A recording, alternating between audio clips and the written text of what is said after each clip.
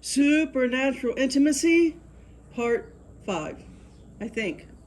All right, so before we get, this one's really going to be on the prayer, and I'm just going to screenshot it so you guys can write it down and be able to pray this at least monthly, because they can be taken down, bound up, and taken away, but then reestablished. So we want to have this written down, put it on the refrigerator so that we can continue to do this for our kids, for our grandkids, for the new human 2.0 souls incarnating onto the planet in this new timeline we're in, this new cycle.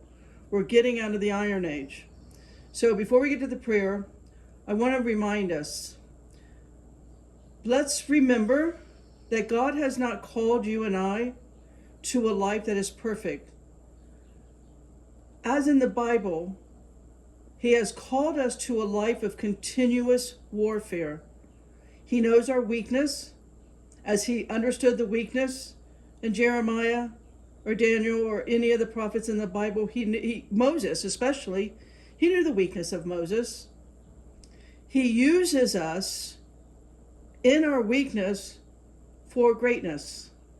He will perfect us in this warfare, giving us the correct prayers, giving us the armor. So on these grids that we've been talking about, why are they in place above and below us? And hugely, as I've said, in all the bodies of water, to capture fragments of our spirit and of our soul. They can build their clones and their artificial babies, as I've talked about in the laboratory wombs, and insert our human spirit or soul in them. They only need a little. It's so powerful. The breath of God is so powerful. They only need a tiny little splinter, like literally a splinter of our spirit or soul, and they can fragment an entire person, or not fragment, they can animate an entire person, clone at whatever stage. But it's going to block us. It's going to damage us with the breath of God in them. It's not going to damage them. It gives them something they're never going to have, they're never going to get. They were never in the book of life. All right? They were never going to be in the book of life. They're not going to become a creation of God. They're throughout the entire Bible. They were never in the book of life. But what are they for? They are to damage endlessly you and I, our human spirit or soul. They can take that breath of God, pervert it for whatever the dark kingdom imagination, whatever they can do. They can make them a slave race to do their evil bidding, to do their sacrifices, their bloodlettings, their, cannibalism, all of that stuff, right? But that's a piece of your soul and spirit that's doing that. Those animated clones that are doing that has you and I, has the breath of God in them that was given to us. But we were not, I guess I want to say, told how to protect it, were we? No, fallen angels' religions made sure that we could not protect ourselves. That you needed to go get your daily Bible message from some indoctrinated, damaged other soul. The kingdom of darkness. So we need to take back all of our shattered pieces. We need to get out of the cycle. We need to stop it in our air, in our water, in our ley lines. We need to restore the land. We're going to do prayer next. The next part will be a prayer on the land, and it's huge, it's long, but it's needed because of the bloodshed, because of the manipulation of God's creation. We need to restore the land and we need to restore the elements. But first, let's deal with the grids. So I'm going to, when you see here, you're going to read, this is on the grids. I'm going to take the phone to my computer. You screenshot it, write it down for yourself. When you see IIW, capital I, that means it is written. So you always want, when saying prayers, you always want to say it is written and say Bible verses. That's very powerful when you add that. So before we start the prayer, you want to call in. For me, this is what I do. I call in the entire angelic kingdom, all hierarchies of the angelic kingdom. I call in all of the restored, redeemed souls in the third heavens. I call all of that in. We have no idea how many that number could be, but we do have a comprehension of the power of all of them reading what's going through your eyes. Don't say it out loud. All right. They know what's going through we're all one. We're all connected. It's a consciousness thing. By you reading it, your consciousness is transmitting it to all the consciousness, be those humans in the third heavens, be the entire angelic kingdom, be all the host of heavens, and just in case that doesn't mean angels, in case that means something else, whatever, all of the elements, all of the elementals that have not been perverted, if that's even possible. All of our consciousnesses are becoming one.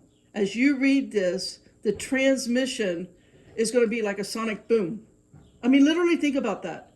Think about this as being like a sonic boom, like a nuclear blast over planet Earth, if not over the entire Milky Way galaxy. There's no reason that our consciousness can expand out to all of the Milky Way galaxy, all of God's, this one universe that you and I live in. Let's think of it that way. Let's make our prayers that effective. So this prayer is long. It's going to end at Psalm 141:10. And then I'm going to get into talking about the concordance on the elements. So you're going to need several screenshots. I know these prayers are long, but we are calling in so many others to help us. So here we go. Here's going to be the first screenshot.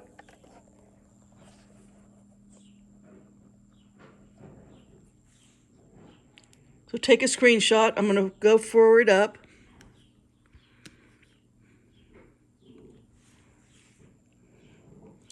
There's the next.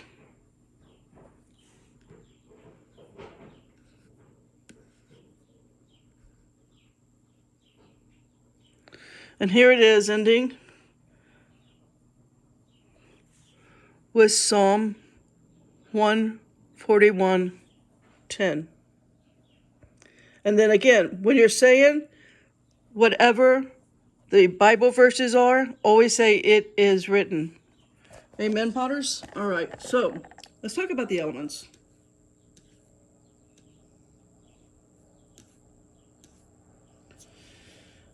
Okay, think of how much we could free up humanity and take back all of our power and be restored to what the Father made us, our original human. If only a handful of people, because my videos never get more than like 10 views, so it's only going to be a handful, but those 10 viewers, if you would just call in all of the souls that I already talked about, and the third heavens, they've already been redeemed and restored and reconciled, and all the angelic kingdom, those 10 people are going to have a nuclear effect in the Milky Way galaxy. It's just that simple. And so, and think about, if you don't want to do it for yourself, think about the babies coming into this world. Think about what we could do, how we could make this world a better place for the babies coming in, the young generation, or your grandchildren. Let's do it for them. It only takes 5 minutes to read that. I know it's long, but it really is only a 5-minute read. I do several every morning. So, getting to the elements. What are the elements in the Bible? Well, okay, before I do this, just off the top of my head, this is going off script here, but just off the top of my head, didn't Jesus, those are angels and archangels on the TV right now, by the way, didn't Jesus use the elements? Well, we all know, if you're like me, when Jesus was curing one of the blind men, he took dirt from the ground and spit on it and rubbed it on the man's eyes. Now, if you think like me, it's like, well, why did he do that? I mean, honestly, he didn't need to do that. Jesus can cure, he can raise the dead after 4 days. So he didn't need to use the dirt, did he? All he has to say is, "You're healed. I forgive you of your sin." That's all. He only had to say a word, if that. But he demonstrated something to us, didn't he? He used the element. He used the element of the dirt. He spit on it, rubbed it on the guy's eye. So human element, dirt element, but then he said, wash it in the water. Water element. When he walked on the water, I already talked about, he rebuked the wind and the water. Those were elements. Jesus continually demonstrated the, I guess I want to say the power of God's creation. God's creation has elementals that watch over and nurture and sing and praise God, the Father, constantly. It's a consciousness. Just because we can't see it doesn't mean it's not there. So as we're talking about elements, think of it in that way. Now, where are you going to find elements in the Bible? It's in a strange place. So you're going to need to go to Jude 1:6. Here, hold on. Let me pull up Jude 1:6 here real quick and read it for you. I didn't have it written down on my notes. It's just in my head. A lot of this stuff I just remember because I can. So Jude 1:6. And the angels, which kept not their first estate, but left their own habitation, he hath reserved in everlasting chains under darkness unto the judgment of the great day. Well, let's go to the concordance on that. Where are we going to find elements? Well, you probably not think of this. It seems odd. But let's look at the concordance on the word estate. Because the angels left their first estate and they came down here to manipulate, pervert, and control what they understood, because they saw God, our Father, make this universe. They understand the elements. And so when they left their first estate and came down here and started Genesis 6, the watchers, and they came down here and they started mating with the women and started teaching the women about elements. This is where sorcery, witchcraft began, with those angels who left their first estate. They're still at work. They're immortal, angelic, supernatural beings. They're still at work. So I know most of us don't think in this way, but that's where we're going to find this explanation. Estate, 746. The number is 746. The Greek word is arche. That's one thing to understand, the arche. So here is because this is about the elements beginning. So arche means beginning, origin. The person or thing that commences the first person or thing in a series. The leader that by which anything begins, to be the origin, the active cause, the extremity of a thing, the first place, principality, rule, magistery of angels and demons. So arche is going to be important to understand that component. So now that is the power source behind the elements. So let's go to elements, and we're going to read that in 2 Peter 3, 10 to 12. So I'm going to read that first. So 2 Peter 3, 10 to 12, but the day of the Lord will come as a thief in the night, in which the heavens shall pass away with great noise, and the elements shall melt with fervent heat. The earth also and the works that are therein shall be burned up. Seeing then that all these things shall be dissolved, what manner of persons ought ye to be in holy conversation and godliness, looking for and hasting unto the coming of the day of God, wherein the heavens being on fire shall be dissolved, and the elements shall melt with fervent heat. So elements was used twice, in verse 10 and verse 12. And you go to the concordance. Elements is number 4747. In Greek, that word is stoichion. And stoicheion, meaning, it says the elements, which, sorry, my phone just rang. It says the elements from which all things have come, the material cause of the universe. The heavenly bodies, either as part of the heavens, because of them, the elements of man, life, and destiny were supposed to reside. The elements, rudiments, primary, and fundamental principles of any art, science, or discipline. So when you add the word arche, the angels understood about that, to stoicheion, you get how they create sorcery and witchcraft. And so arche, again, I don't know if I read that to you. I don't think I did. But arche, I did. The first place principality, rule, magistrate of angels and demons. And so once we understand that, again, the purpose of it is to pray over the land. Let me now go to that prayer. So that's what we're thinking. So I only explained all of that so that when we do our prayer, we do it from a place of getting a bigger picture, because when we have that information in our consciousness, it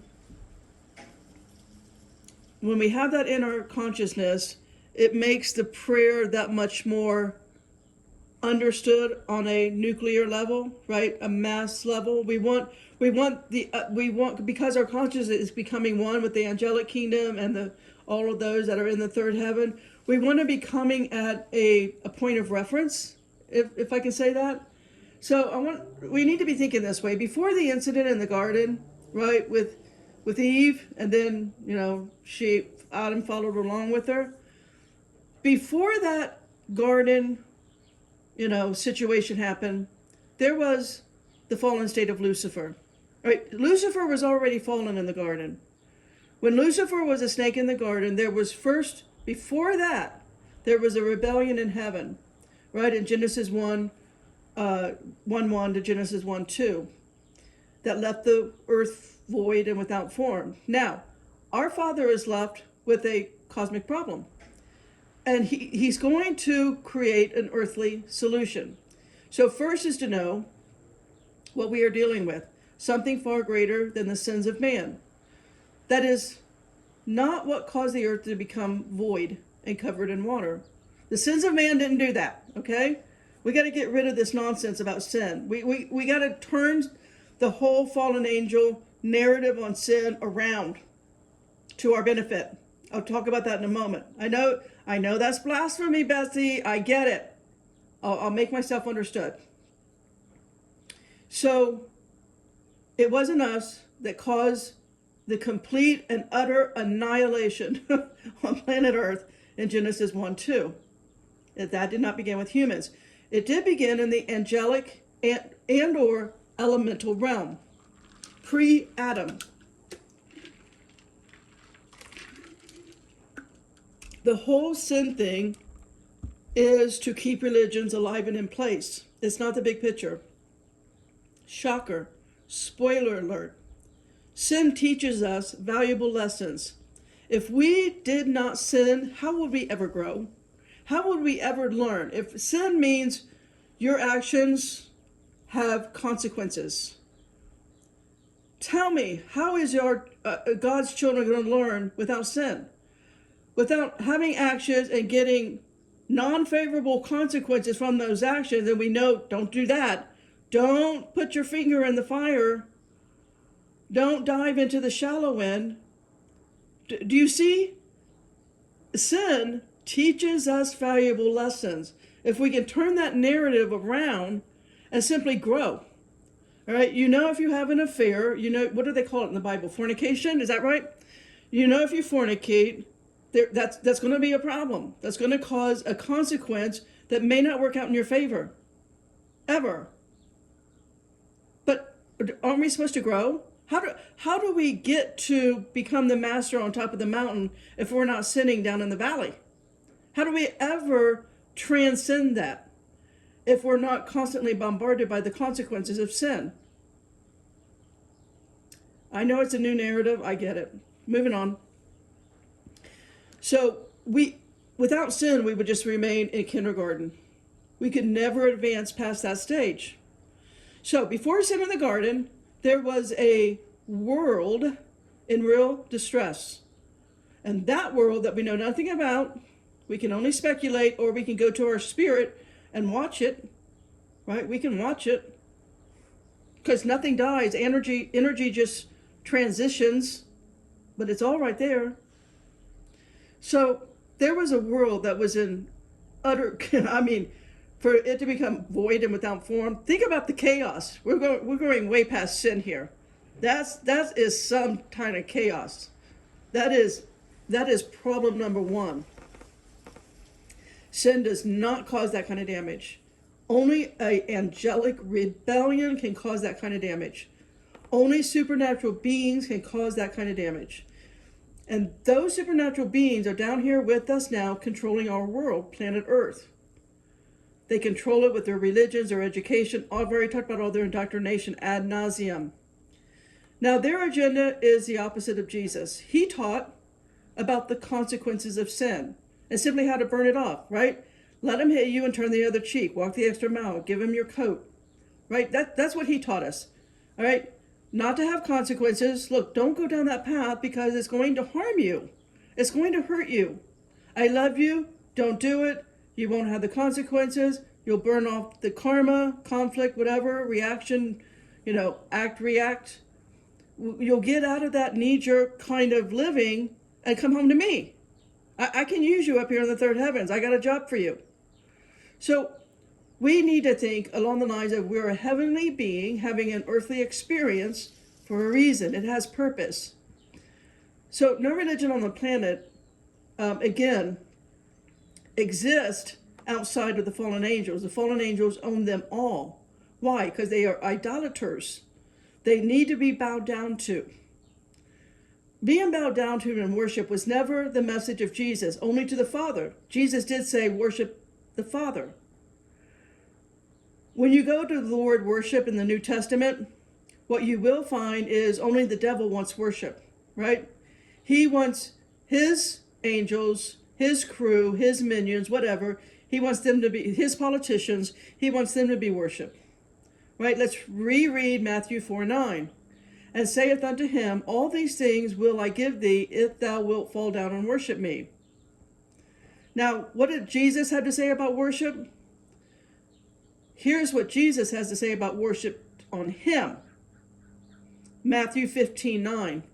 But in vain they do worship me, teaching for doctrines the commandments of men. Jesus does tell us, Jesus and John both says, worship the Father, period. So, getting to the land. So much blood, so much evil, so much sacrifice, so much murder, rape, pillage has been done to the land. And so we are called to give healing, cleansing. So again, I'm going to screenshot this. I'm going to show you the prayer. It's long. The prayer is very long. And I'll just go through to the end. And you can pick and choose. You don't have to do this whole thing, okay? You do what you're called to do. Now, I've done this over, when I do it, when I'm filling in the blanks, I'm filling in the blanks with the word powers of darkness. So when you see a blank, that's the words I happen to use. You do what you're called to do. But I myself this morning, when I prayed over Arizona and the United States, that's what I do. So it's kind of double for your state. If you were, when it says to, to say the name of your area, your land, use your state and then use the United States. That's just me. Do what you're called to do. Here we go.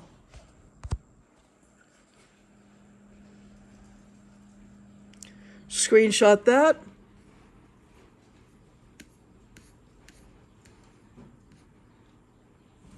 And here, again, I always say the powers of darkness because who knows how many levels and hierarchies that is.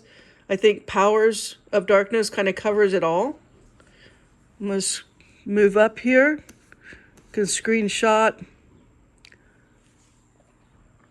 at least 5 and 6 here.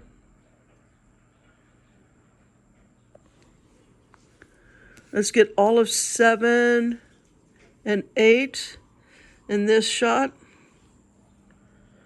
And if you don't want to do the whole thing, I mean, it took me like, I don't know, maybe 10 minutes this morning to fill in the blanks, to name the, Arizona and the United States.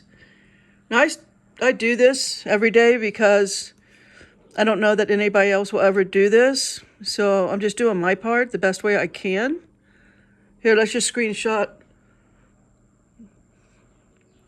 the first 2 paragraphs. And then we'll do all of 10. We'll do all of 10 right here.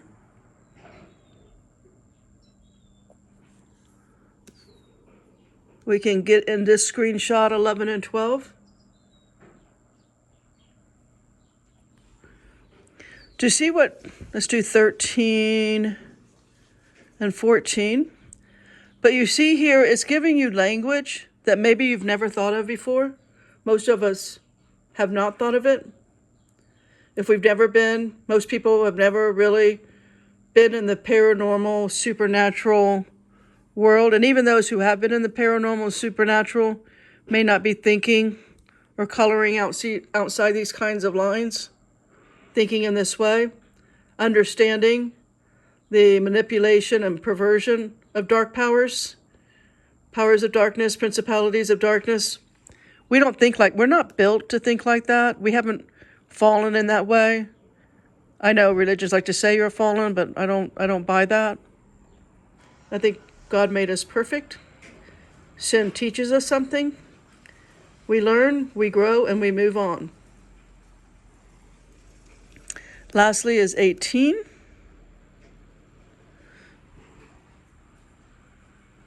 So screenshot that. Think about the difference you're making for God's creation, His elements, His land, His people, His new babies coming in. Amen, Potters? Thank you for the prayer, Potters. Potter out.